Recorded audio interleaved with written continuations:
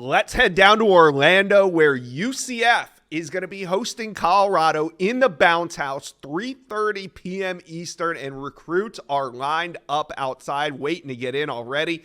Big names on campus. We'll start with edge Javian Hilson, the former FSU decommitment, put himself back on the market as Florida State got off to a rough start.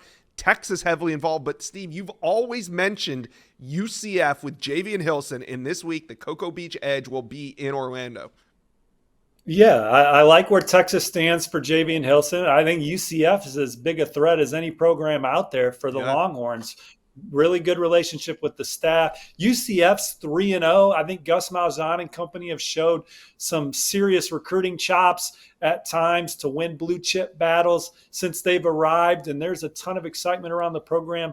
Going to be a great atmosphere. We'll see how Javian Hilson and some of these other elite prospects get caught up in it. We talked earlier in the show about the blue chip elite list of prospects visiting Alabama. UCF's going to bring in over 100 recruits. Around 90 of them have an offer. This is going to be a fantastic recruiting weekend. Many of these guys committed elsewhere. Miami offensive line commit Max Buchanan. Florida running back commit Waltez Clark. He's been to UCF 4 or 5 times. Jesse Harold, edge rusher, committed to LSU. This is his second game of the year at UCF. So Gus Malzahn and company, they look to get the spatula out at some point this cycle. Javian Hilson, obviously the big name on campus. Lamar Brown's the highest ranked recruit, the number one lineman in the country in 2026. He's coming. Trevon Reed's been recruiting the heck out of him. Landon Duckworth's the quarterback in 2026, trending towards UCF. So it's going to be super exciting for them this weekend with Deion Sanders, Travis Hunter and company coming to town. And these recruits are coming in for the show. Yeah, the black and gold versus the black and gold on the field. There's also going to be a lot of blue and white on the sidelines. That's because IMG is rolling up with their bus. There's going to be a whole bunch of IMG prospects there. Nathaniel Owusu Boateng, we talked about him a lot on this channel last week because he was at Michigan, this weekend UCF. I want to talk about, though, these wide receivers that are going to be on campus. Dallas Wilson, the 5-star from Tampa. Joshua Moore, the 4-star committed to UF, and Dallas Wilson committed to Oregon. But Joshua Moore from Pembroke Pines in South Florida. If UCF is going to make a play for either one of these guys, who do you see as the primary flip target? I think both are long roads for UCF, but we'll see what happens. Dallas Wilson's popped up on visitor lists for Florida and Miami this year and didn't make it. So we'll see if he makes it to UCF. And then Joshua Moore saying all the right things about Florida. We're behind the scenes. I like the way that's starting to pick up for Miami.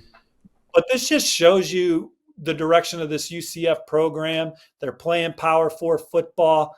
They have the cachet and the coaching staff now to get in with some of these elite recruitments, and they're taking their swing and they're going after these guys. And some of the guys I mentioned at the top of the block here, they have a legitimate shot at as the season continues. And look, they're looking to be 4-0 against Deion Sanders, Colorado on Saturday. It's going to be a phenomenal atmosphere inside the Bounce House. We'll see who gets caught up in it. Will it be 2027 running back E.J. Crowell, who UCF's in a great spot for? Yeah, we will see. This is going to be a huge opportunity for either UCF or Colorado because whoever wins this game, like you said, is going to do it in front of hundreds of recruits that most of these programs have offered. So we'll see what happens. Steve, quick prediction. Who you taking, UCF or Colorado? I got UCF at home in this game. I think that they're playing at a high level right now.